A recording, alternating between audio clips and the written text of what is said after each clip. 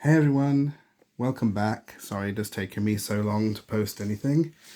Today I want to talk about The Tombs of Atuan by Ursula K. Guin in this gorgeous Folio Society edition. It's the second book in the Earthsea series, and right away you notice that it's actually very different from the first one, A Wizard of Earthsea. That first book we saw Ged crossing islands and oceans, learning magic, confronting his own recklessness, and in this one it mostly takes place in just one place, the tombs themselves, so it tells a much quieter, more inward story. So the Folio Society does what they do best here: thick tactile pages and subtle haunting illustrations and a sturdy slipcase that feels like it belongs on a shelf of treasures. Just holding it, you get a sense of the solemn, mysterious tone that matches the story inside. So instead of following Ged again, in here we follow Tenar, who we see on the cover here. She is a girl that's taken from her family as a child. She's renamed Ara, which means the Eaten One, and is then raised to be the High Priestess of the Nameless Ones. In the Kargad lands, this is a position of real authority. She can command the priests, she carries out rituals that carry weight within the religion, and she's seen as untouchable. But the Guin is very clear: this is not true freedom. Tenar did not choose this life, it was chosen for her. Every action she takes is watched, prescribed, and constrained by a theocratic system that's older than memory. She appears to rule, but she can't choose who she is. She has authority over others, but not over herself. The story is really about her slowly realizing that true power isn't about controlling others, it's about controlling her own life.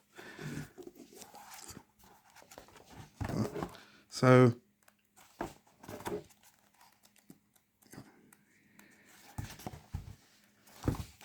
Ged returns. Here he is. He does appear.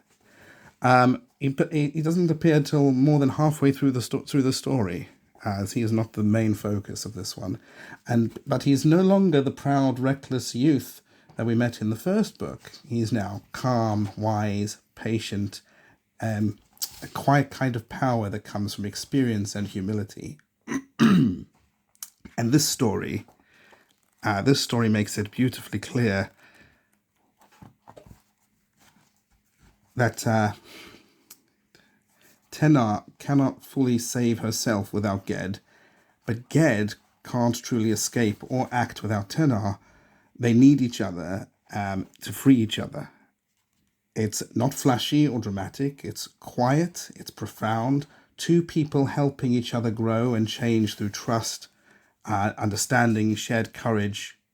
I mean, unlike the first book, the story mostly unfolds in the tombs, in the titular Tombs of Atuan. Geography is limited. I mean, in the first book we sailed to quite a few of these islands of the archipelago in the map that this book also contains. But in this one, mostly takes place just here.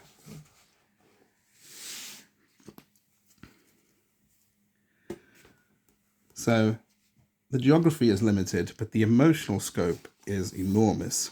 The threat this time, the threat last time wasn't either, but the threat is not world-ending, it's deeply personal. Tenar is fighting for her identity and for freedom and for the right to live her own life. Le Guin shows that epic journeys don't always need vast maps. Sometimes the greatest adventures happen within the walls of a temple, in the shadows, or in the quiet of discovering who you are.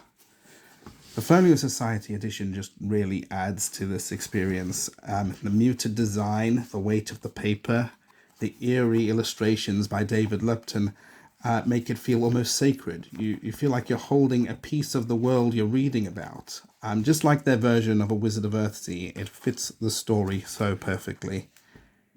So, The Tombs of Atuan is a sequel that doesn't try to be the first book again. It deepens it. It shifts the focus from adventure to introspection, from magic to identity, from pride to wisdom. Tenar's journey is about claiming her life, and Ged's presence shows the quiet strength of patience and understanding. And together, they illustrate one of the most powerful things in the book. Freedom, growth, and strength are most profound when they are mutual. If you loved A Wizard of Earthsea, this one definitely hits differently. And holding the Folio Society edition feels like holding a piece of that world in your hands. So, thanks for watching. I'd love to hear your thoughts on Tenar, Ged, or this edition of the Tombs of Atuan. I will see you again next time.